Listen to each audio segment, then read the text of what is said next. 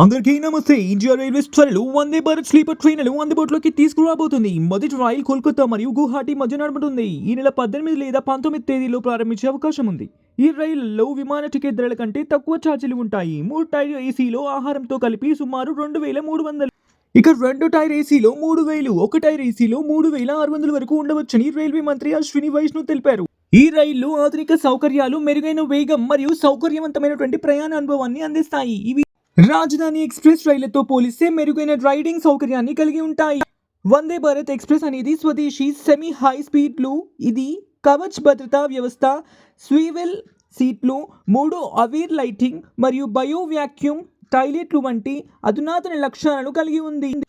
ఇక స్లీపర్ వెర్షన్లో 16 కోచ్లు ఉంటాయి. వీటిలో ఒకటి AC1, మిగిలినవి AC2 మరియు AC3 కోసం ఉంటాయి. మొదటి వెర్షన్లో మొత్తం 857 బెర్తులు అందుబాటులో ఉంటాయి. ఈ వీడియోని లైక్ చేయండి, షేర్ చేయండి.